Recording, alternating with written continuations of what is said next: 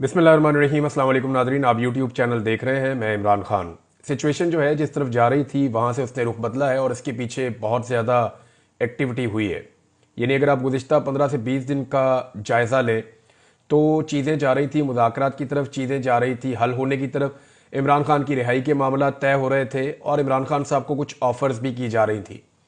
अब आपने गौर किया होगा कि इमरान खान साहब, उनकी बहनें या उनकी पार्टी के बाकी लोग, वो सारे लोग अब खुलकर कहना शुरू हो गए हैं कि इमरान खान साहब को ऑफर्स की गई और उन्हें डील ऑफर की गई।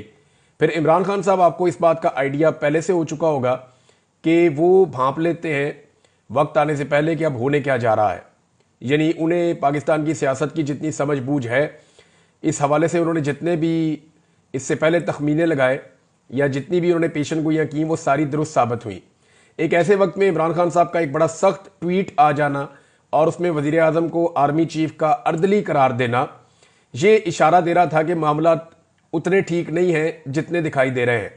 पाकिस्तान के मीडिया को, पाकिस्तान के तज्जियाकारों को, पाकिस्तान की पॉलिटिकल पार्टीज को, इवन जो हुकूमत के अंदर बैठे हुए लोग हैं, उन्हें भी आइडिया नहीं था कि बैकडोर चैनल पे हुआ क्या है।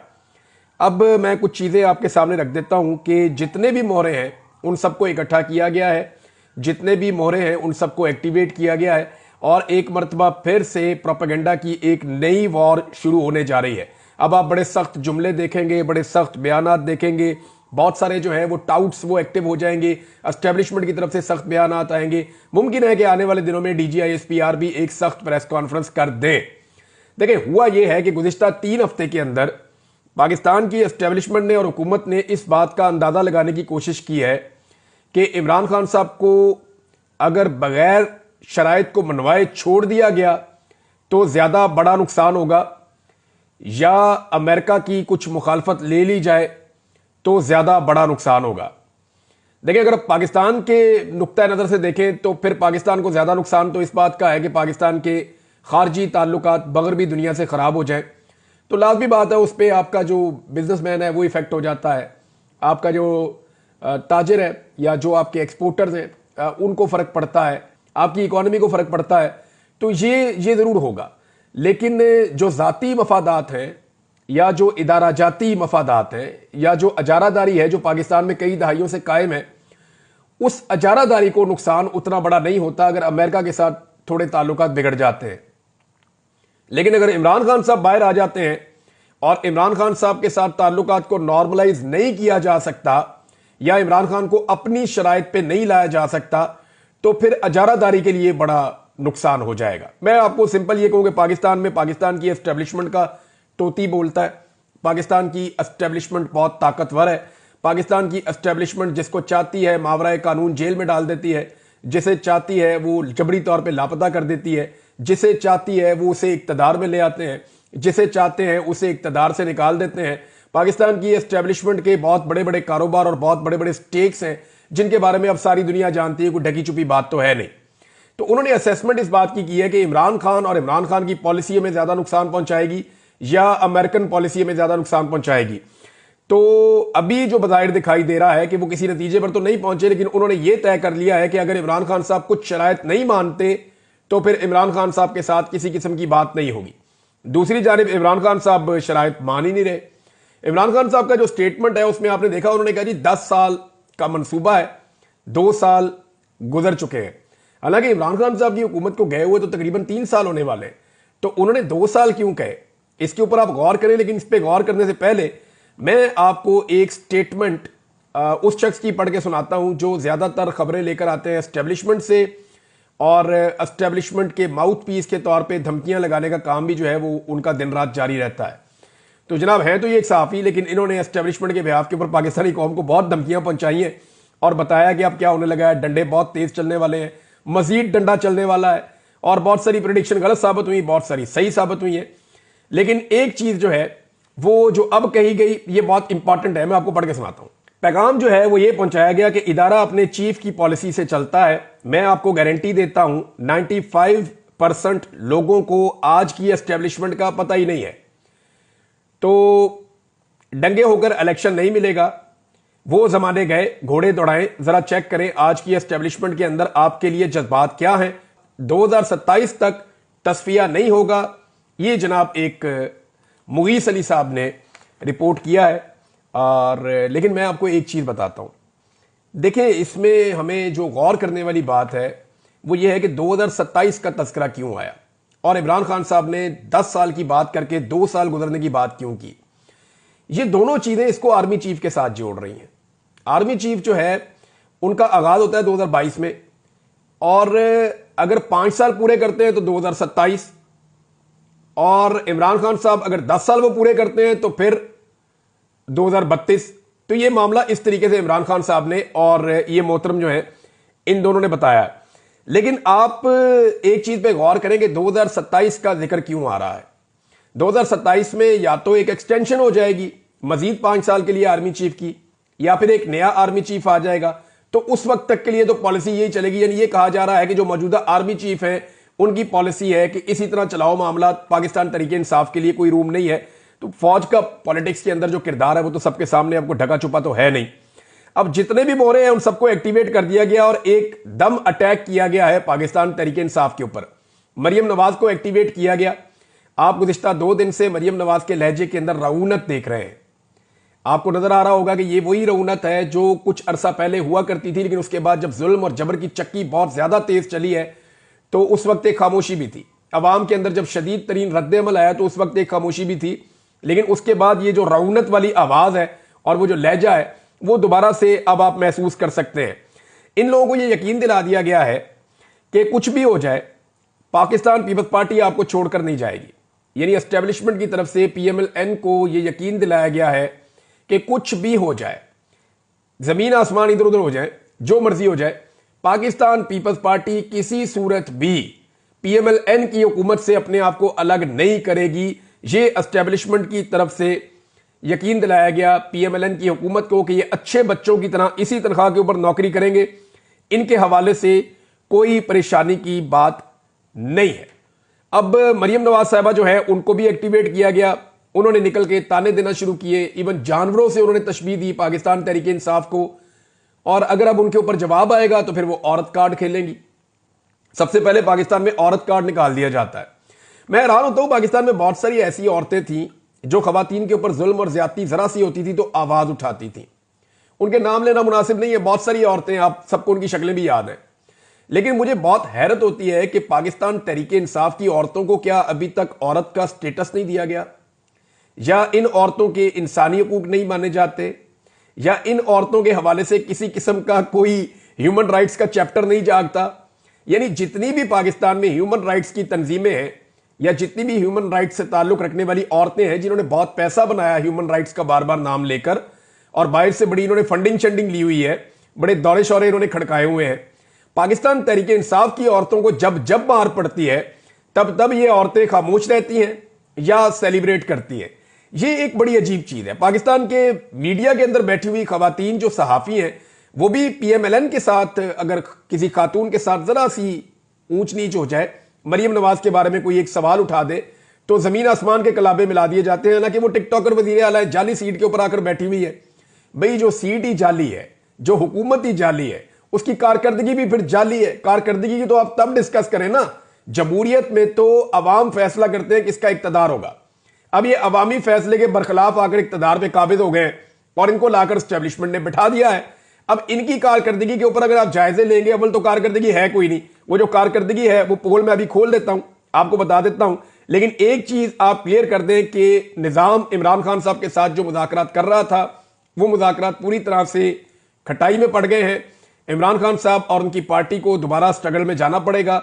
अब डिपेंड करता है कि पाकिस्तान तहरीक इंसाफ का सोशल मीडिया इन चीजों के लिए क्या पहले की तरह तैयार है।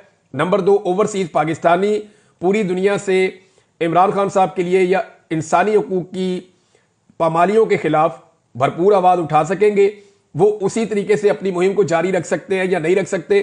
तो ये 2 टारगेट्स तो हैं। तीसरा, पाकिस्तान तहरीक इंसाफ की जो क्यादत है उसकी कमजोरी आपने देख ली।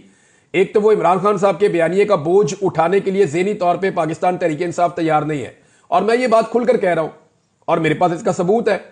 आप निकालें ना, सबके ट्विटर अकाउंट निकालें, सबने कोई ना कोई ट्वीट किया हुआ है, लेकिन इमरान खान का ट्वीट कोई भी रीट्वीट करने की जरूरत नहीं करता। बहुत सारे लोग कर देते हैं, सहाफी भी रिपोर्ट कर देते हैं इमरान खान ने ये कहा, मीडिया के ऊपर भी चल जाता है, लेकिन इमरान खान साहब के ट्वीट को रीट्वीट करने की जरूरत पाकिस्तान तहरीके इंसाफ की लीडरशिप नहीं करती।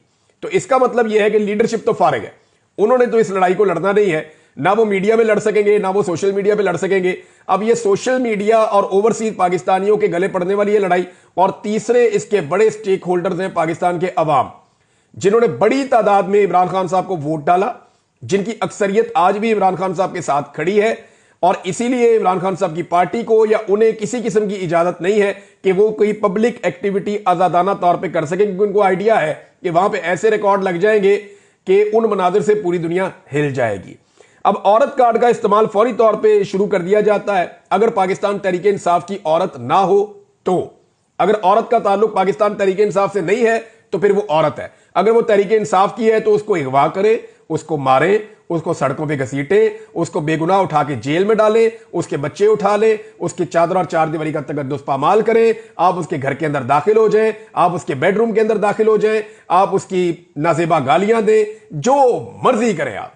अगर उस औरत का ताल्लुक पाकिस्तान तहरीके इंसाफ से है तो पाकिस्तान में उस औरत के लिए कोई इंसानी हुकूक नहीं है। यह लिखी पड़ी बात है और इसमें अब कोई दो राय बाकी नहीं है। ओवरसीज पाकिस्तानियों की जानिब से जो है वो प्रेशर का सिलसिला खत्म नहीं हुआ, बल्कि वो प्रेशर का सिलसिला अभी तक जारी है। मैं आपको एक खबर देता हूं, लेकिन उससे पहले फौजी अदालतों के हवाले से चंद अहम सवालात उठ गए हैं। ये केस चल रहा है आईनी बेंच में, हालांकि ये आईनी बेंच मुतनाज़े है, ये आईनी बेंच मुतनाज़े। और मैंने आपको एक बात कही थी, ये आईनी बेंच किसी भी तरफ जा सकता है अकॉर्डिंग टू सिचुएशन। यानी देखना यह होगा कि बैरूनी दबाव अगर बहुत ज्यादा बढ़ रहा है तो फिर ये आईनी बेंच फैसला दे देगा कि फौजी अदालतों के फैसले हम नहीं मानते, वो फैसले फारिग हैं। सारे बंदों के फैसले जो हैं वो सिविलियन कोर्ट्स के अंदर होंगे, अगर तो बैरूनी दबाव बहुत बढ़ गया और वो कंट्रोल ना हुआ। लेकिन अगर बैरूनी दबाव को कंट्रोल कर लिया गया तो फिर फौजी अदालतों के फैसले जो है वो लिजिटिमेट हो जाएंगे। अच्छा, फौजी अदालतों के फैसले आने के बाद फौरी तौर पे दबाव बहुत ज्यादा बढ़ गया है जो ट्रायल कोर्ट्स हैं उनके ऊपर, और शदीद तरीन दबाव उनके ऊपर डाला जा रहा है कि कुछ भी हो जाए हर हाल में सजाएं सुनाई जाएं। क्योंकि देखिए ना, जो ट्रायल कोर्ट्स हैं वहां से सजाएं नहीं हो रही, बहुत शादोनादर हो रही हैं। जो सजाएं मिलिट्री कोर्ट से दी है वो पूरी दुनिया के अंदर खबरें गई हैं, लेकिन सेम केसेस जब गए हैं सिविल कोर्ट्स के अंदर, दूसरी अदालतों के अंदर, क्रिमिनल या फौजदारी अदालतों के अंदर जब ये मामला गए हैं, दहशतगर्दी की अदालतों में गए हैं, तो बहुत सारे केसेस जो है उड़ा के फेंक दिए अदालतों ने। वजह यह है कि पुलिस के पास साबित करने के लिए है ही कुछ नहीं, ज्यादातर लोगों को बेगुनाह पकड़ा हुआ था और कोई ऐसे सबूत, कोई ऐसे एविडेंसेस, ऐसी चीजें इकट्ठी नहीं की पुलिस ने जिसकी बुनियाद के ऊपर वो शहरियों को या एहतजाज करने वालों को सजा दिलवा सके। अब अदालतें तो उसको जज्बात के अंदर नहीं देखती चीजें, वो तो कहती हैं शवाहिद लेके आए, गवाह लेकर आए, चीजें लेकर आए, फुटेज लेकर आए, सबूत मुहैया करें। अब पुलिस के पास है कुछ नहीं, पुलिस ने सिर्फ बंदे उठाए और पैसे कमाए इस सारे खेल के अंदर। लिहाजा 9 मई के मामले के अंदर अब ट्रायल कोर्ट्स के ऊपर बहुत ज्यादा दबाव आ रहा है फौजी अदालतों के फैसलों के बाद कि हर हाल में सजाएं सुनाई जाए, और वहां पे भी आप आने वाले दिनों में चीजें तेज होती हुई देखेंगे। फौजी अदालतों के हवाले से चंद सवालात, उनमें सबसे पहले तो एक सवाल यह है, कासिम खान सूरी साहब ने इसको ट्वीट किया है, मैं यही नुक्ता यहीं से पढ़ के आपको बता देता हूं। इसके बारे में मरियम नवाज खान साहिबा ने यह नुक्ता उठाया था कि फौजी अदालतों ने 28 शहरियों को ऑफिशियल सीक्रेट एक्ट की दफा 3 के तहत 9 मई में सजाएं सुनाई, जिसके मुताबिक किसी ममनुआ इलाके पर हमला करना काबिल सजा जुर्म है। दिलचस्प और मजायका खेज बात यह है कि जिना हाउस को 9 मई के 3 माह बाद अगस्त में कोर कमांडर का कैंप हाउस करार दिया गया था। यानी इस तरह और भी कि इन इलाकों को जिनके ऊपर ये शहरी गए एहतजाज करने के लिए, क्या ये ममनुआ इलाके हैं? पहला सवाल तो ये उठाया गया। दूसरा एक बड़ा इंपॉर्टेंट सवाल है जो 1.5 साल से 2 सवाल पेंडिंग चल रहे हैं। यानी ये फौजी अदालतों वाला मामला जो है ये सुप्रीम कोर्ट में 1.5 साल से है। इसमें साकिब बशीर साहब ये बताते हैं कि ये मामला जून जुलाई 2023 से ज़ेर इल्तवा है। अक्टूबर 2023 में एक फैसला आया, दिसंबर 2023 में अपीलें हुई, अब जनवरी 2025 में 2 सवालों के जवाब अभी तक नहीं आए। नंबर 1, मिलिट्री कोर्ट्स को 103 सिविलियंस की हवालगी कैसे हुई, वजूहात के साथ ऑर्डर कहां है? अब यह है बड़ा सवाल, क्योंकि फौज तो बंदे गिरफ्तार नहीं कर सकती।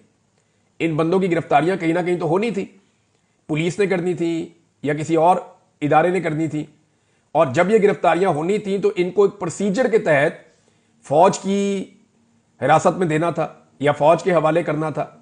तो वो प्रोसीजर क्या था, इसके बारे में अभी तक कोई जवाब 1.5 साल हो गया लगभग अभी तक इसका जवाब नहीं आया, 1 साल से ज्यादा हो गया।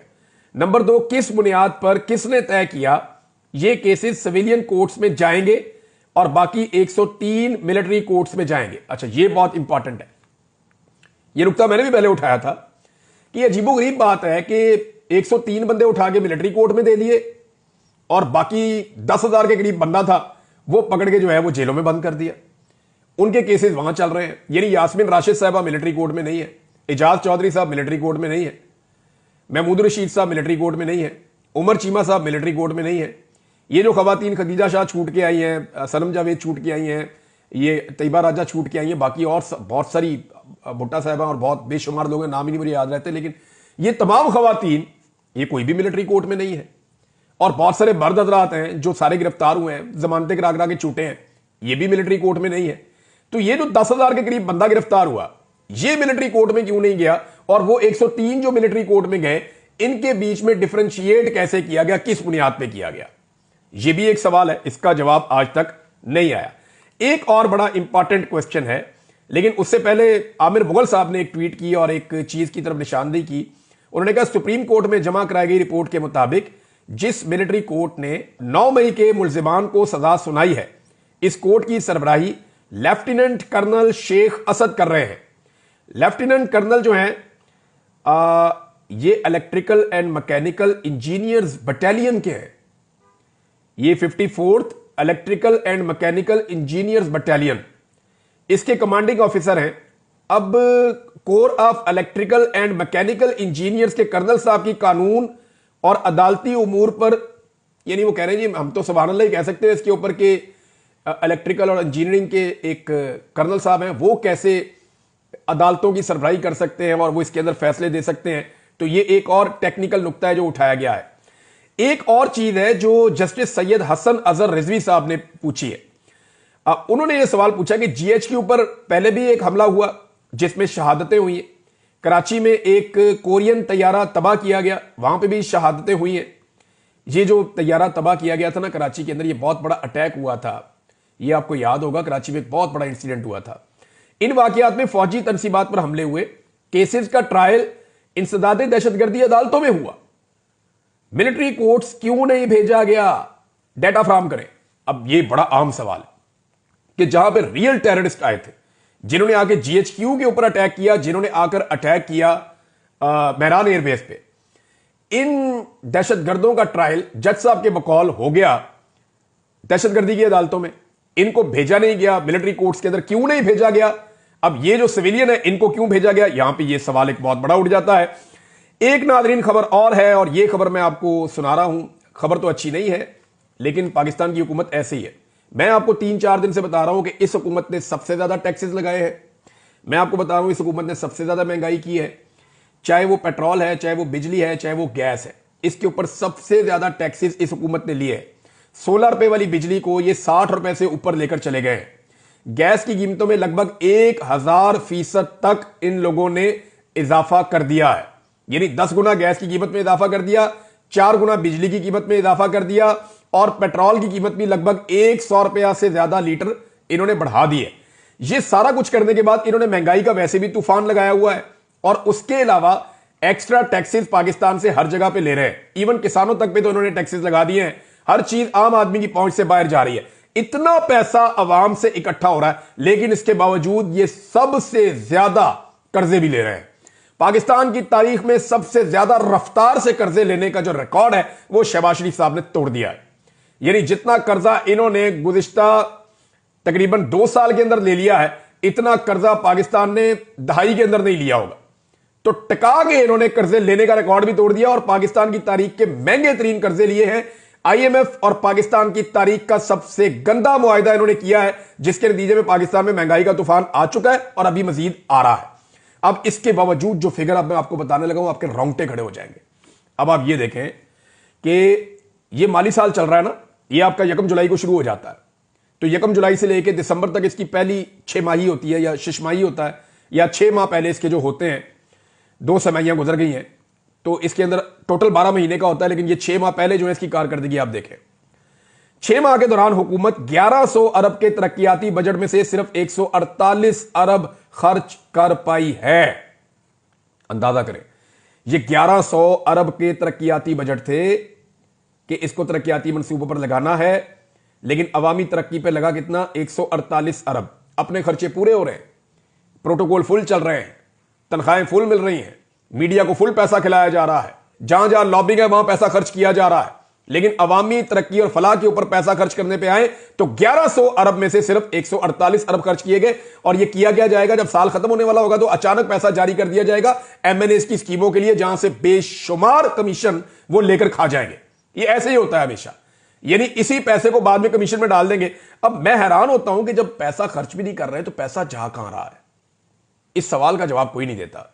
ज़र मुबादला के ज़खायर भी उतने नहीं बढ़ रहे, पैसा हर एक से इकट्ठा भी कर रहे हैं, अवाम को भी नचोड़ के रख दिया है, बाहर से भी बेशुमार कर्जा ले रहे हैं, तरक्याती मंसूबों पर भी नहीं लगा रहे, तो ये पैसा जा कहां रहा है? यानी कुदरती आफात के संगीन खतरात के बावजूद मौसमियाती तब्दीली डिवीजन 5.26 अरब के बजट में से सिर्फ 11.3 करोड़ खर्च कर पाई है, और ये डॉन की रिपोर्ट है। अच्छा, इसमें मुजम्मल हसन साहब ने एक नुकता उठाया, उन्होंने कहा जी खैबर पख्तूनख्वा जिसके वसाइल भी कम हैं और बहुत सारे तरक्याती फंड जारी भी नहीं किए गए, इसके बावजूद 80 अरब की रकम पहले 6 माह में खर्च की है। दूसरी तरफ शहबाज शरीफ की सरकार तरक्याती अखराजात में उनके हालात आप नोट कर लें कि 6 माह में 1100 अरब के बजट में से सिर्फ 148 अरब खर्च किया है। 6 वजारतें तरक्याती बजट में से एक धेला भी खर्च नहीं कर पाई। ये पैसा लूटेंगे और क्या करेंगे? इनका तरीका वारदात यही है और यही हमेशा ये करते हैं। और इनकी इन्हीं हरकतों की वजह से पाकिस्तान का पासपोर्ट दुनिया में कहां पहुंच गया है। जिन मुल्कों की मिसालें देते हैं ना हमें, उन मुल्कों से भी नीचे। बाद में इस पर बात करते हैं। अब तक के लिए इतने, अपना ख्याल रखिएगा, अपने चैनल का भी। अल्लाह हाफ़िज़।